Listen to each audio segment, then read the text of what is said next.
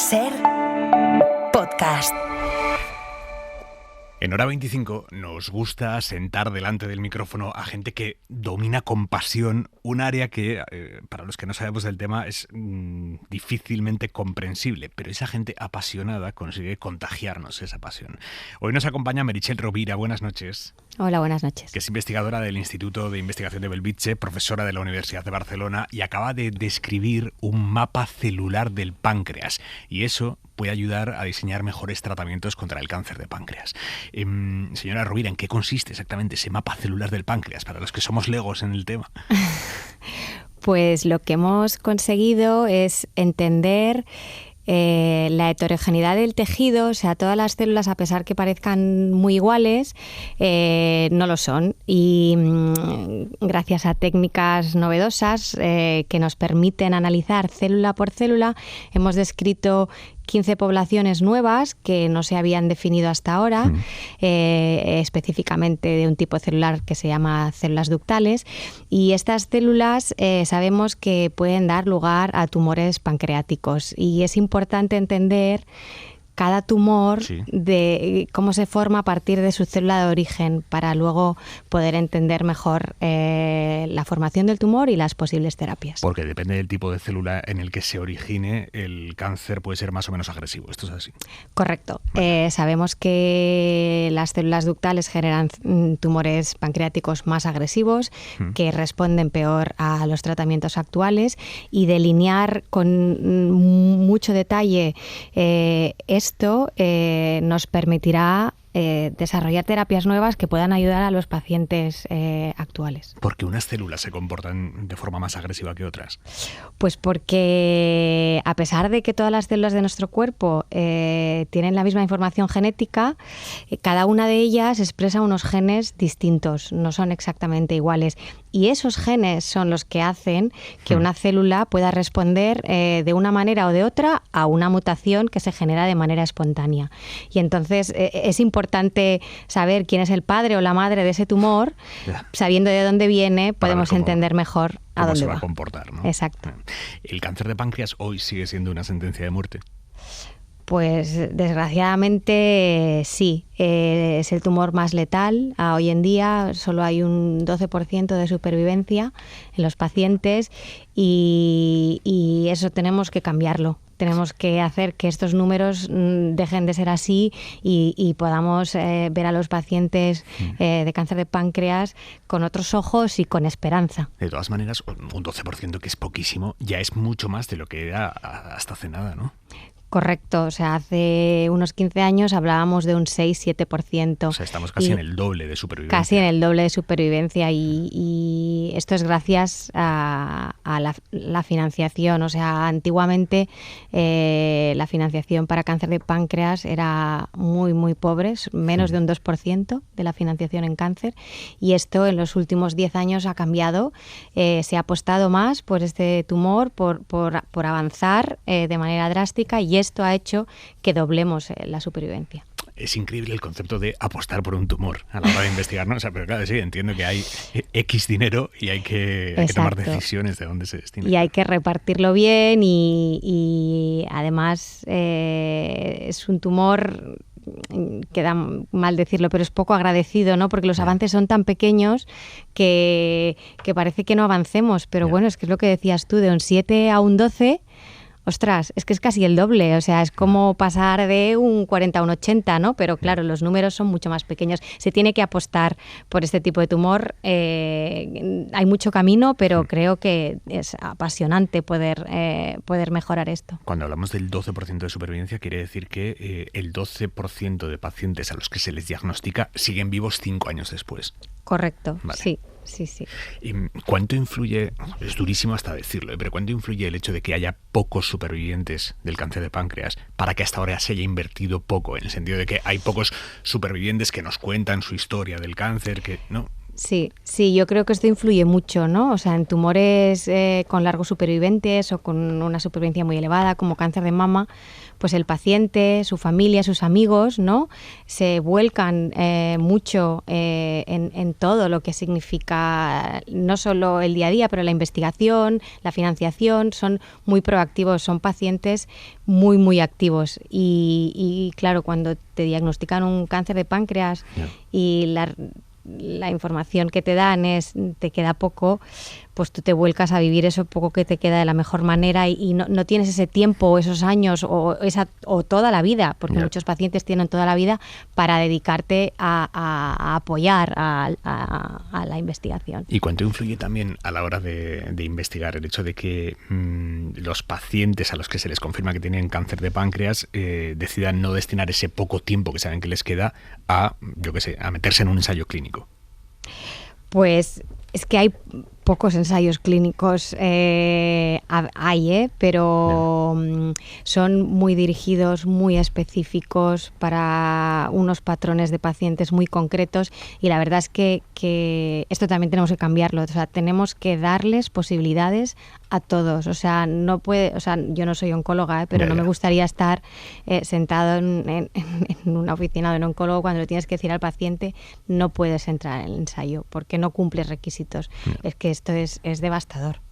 ¿Cuántos tipos de cáncer de páncreas hay? Muchos, o sea, lo que sabemos, o sea, hay varias clasificaciones de tumores pancreáticos, pero el cáncer de páncreas no es un cáncer binario, ¿no? O sea, sabemos que hay una heterogeneidad muy elevada, sabemos que los pacientes no responden a quimioterapia y no entendemos por qué, y un poco esto se une a lo que hemos descubierto, ¿no? O sea, no sabíamos que había tal heterogeneidad en el tejido sano y eso explica todavía más que los tumores sean tan distintos y que tengamos que atacarlos desde el principio.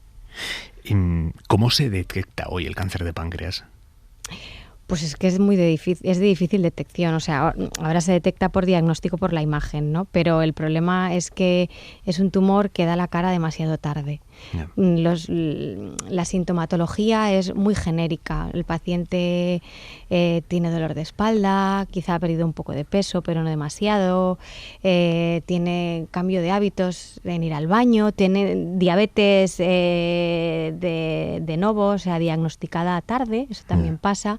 Pero la mayoría de síntomas, cuando tú vas a un médico de familia y le dices que te duele la tripa y has perdido 2 kilos, o sea, lo primero en pensar no es tienes cáncer. Y entonces eso retrasa el diagnóstico y entonces muchas de las veces cuando se diagnostica porque la sintomatología ya es muy obvia, es demasiado tarde. ¿Hay factores de riesgo específicos para el cáncer de páncreas? Hay factores de riesgo específicos, pero no distintos que en otros, ¿no? O sea, el tabaco es un factor de riesgo muy claro. Sí, para el cáncer de páncreas, no tenía ni idea. También alto consumo de alcohol, que está también unido a pancreatitis, ¿no? Los pacientes que sufren pancreatitis agudas de repetición tienen alto riesgo de desarrollo de cáncer de páncreas, pero no hay algo extremadamente correlacionado. La diabetes de diagnóstico en adulto, de novo, de golpe, esto también normalmente se une a un posible tumor. ¿Es genético? O sea, quiero decir, si mis padres, mis hay mutaciones genéticas, sí, pero no son los tumores más prevalentes, ¿no? No es lo más prevalente, pero sí hay un componente genético, pero es una minoría. Imaginemos que nos llega un paciente que sí está a tiempo de ser tratado. ¿Cómo se trata el cáncer de páncreas? ¿Cómo se combate?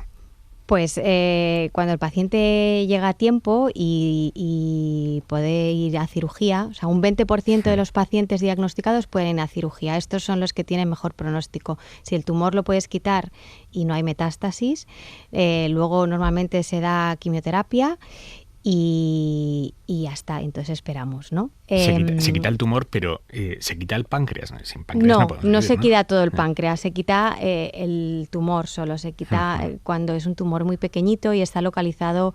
El problema es que hay veces que hay tumores que no son necesariamente muy grandes, pero están en zonas que no permiten la cirugía. Y entonces solo si son pequeños y están localizados en una zona del páncreas que permite la cirugía porque no están altamente irrigados, estos pacientes son los que tienen mejor pronóstico.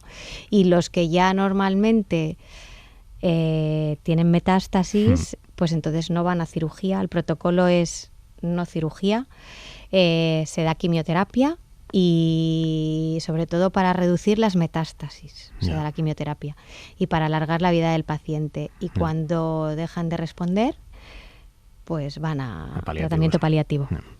Usted, que está metida de lleno en la investigación del páncreas, de la evolución de estas células, ¿de qué cree que estamos más cerca? ¿De detectar estos tumores en la fase inicial y por lo tanto poder extirparlos a tiempo, o de encontrar nuevas terapias más efectivas? Yo creo que estamos cerca de los dos. Creo que a nivel mundial hay ahora una ola de investigadores excepcionales trabajando en cáncer de páncreas y la focalización principal es: necesitamos detectarlo antes, por lo tanto necesitamos biomarcadores de detección temprana y luego necesitamos tratamientos de medicina personalizada. Como hemos dicho que los tumores son muy distintos, tenemos que dar un tratamiento específico por paciente. Y luego unas terapias que están bastante avanzadas, que están en ensayos clínicos.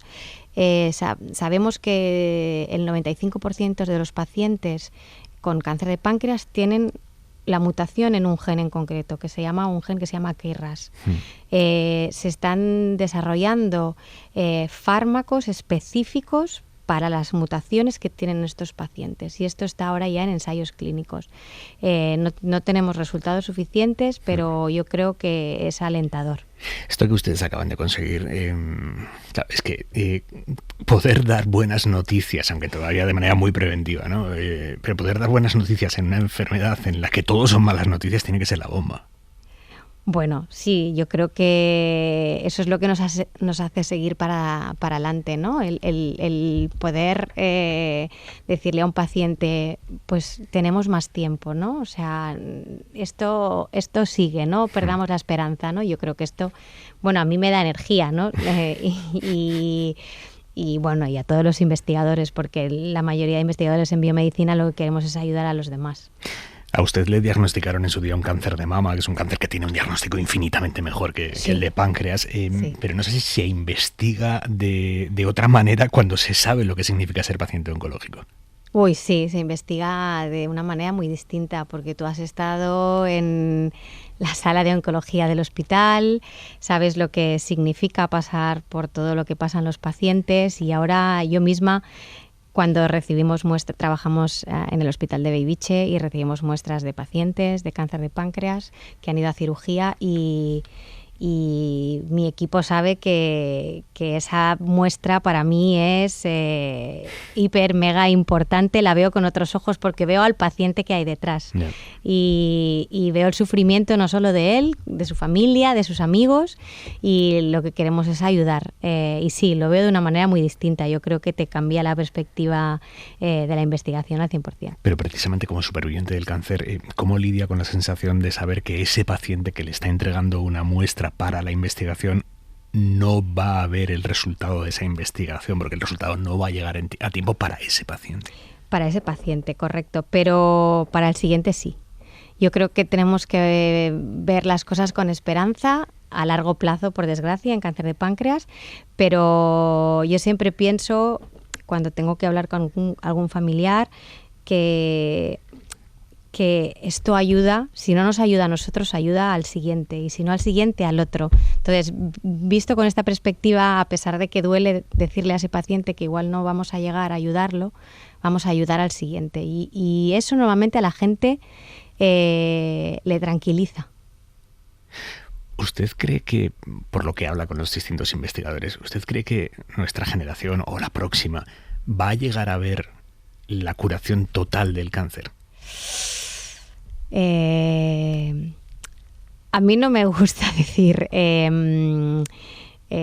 cosas así como grandes titulares. Yo creo que lo que avanzaremos es en que el cáncer, el de páncreas o cualquiera, pero que no dé miedo. O sea, yo no sé cuánta gente conoce a alguien que ha tenido cáncer, ¿no? Pero cuando te dicen cáncer todavía lo ves como una sentencia de muerte. Lo que tenemos que hacer es que eso no sea así. Es que podamos decirle al paciente: esto nos ha pasado, vamos a luchar contra esto, vamos a darte la mejor calidad de vida posible y vamos a hacer que esto intentemos que sea crónico, que no sea la sentencia de muerte. Yo creo que esto sí que podemos conseguirlo en una o dos décadas, que estos pacientes tengan la esperanza de una mejor vida y lo más larga posible. En su caso, ser investigadora, tener los conocimientos científicos suficientes para saber exactamente lo que le estaba pasando a su cuerpo, ¿le sirvió para afrontarlo o se lo hizo pasar peor? Me asustó mucho, me asustó muchísimo. Al principio me volqué mucho como científica y después de unas semanas lo dejé y fui paciente al 100%. Confié en el sistema de salud público. Tenemos unos médicos, unos oncólogos, unos equipos, enfermeras, cirujanos excepcionales. Y cerré los ojos, dejé de ser científica para ser paciente y eso a mí me ayudó, porque el conocimiento me abrumaba en ciertas ocasiones y no me estaba ayudando. Entonces cambié la actitud y me fue un poco mejor. Fue buena paciente. Sí, bueno, intenté, no lo sé. ¿Se le puede pedir al paciente oncológico que sea buen paciente? Yo creo que es que cada paciente vive su enfermedad de una manera distinta. Yo creo que lo peor es compararnos unos con otros, ¿no? Yo trabajé durante todo mi tratamiento y me trataban en el Hospital Clínic aquí en Barcelona. Yo trabajaba en el centro de investigación que hay al lado del Hospital Clínic, pero eso no tenemos por qué hacerlo. O sea, compararnos, cada paciente es un mundo y cada uno afronta la enfermedad de la mejor manera posible, y decirle a un paciente que no lucha lo suficiente o que ha perdido la lucha, esto es lo peor que puedes hacer. O sea,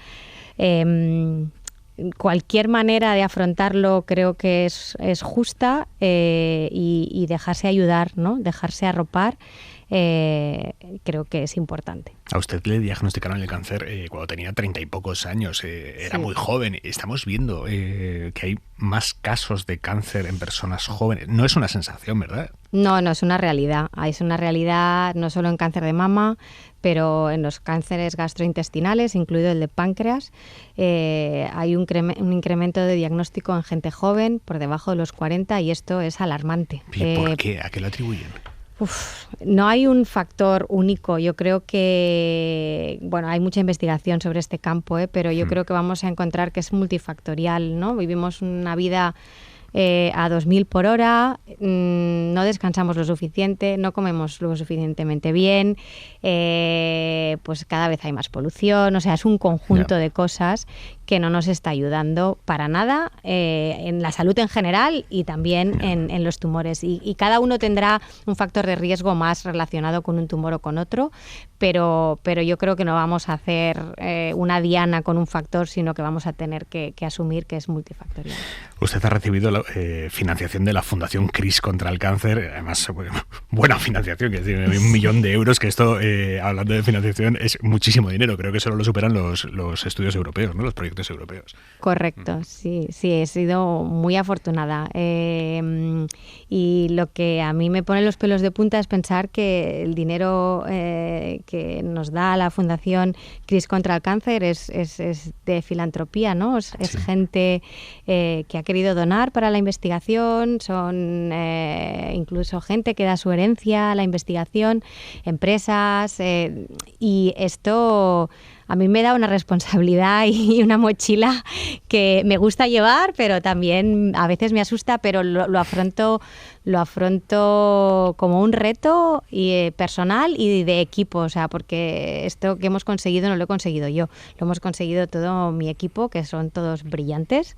y que trabajan muchísimo, y a los cuales yo les agradezco siempre que lo que conseguimos, de hecho lo consiguen ellos más que yo, porque son los que están ahí dando el callo todas las horas del día y bueno, yo estoy muy agradecida de haber recibido, es un honor para mí haber recibido este proyecto. Y nosotros muy agradecidos de que haya estado esta noche aquí contándolo. Meritxell Rovira, muchísimas gracias y buenas noches. Buenas noches. Para no perderte ningún episodio, síguenos en la aplicación o la web de la SER, Podium Podcast o tu plataforma de audio favorita.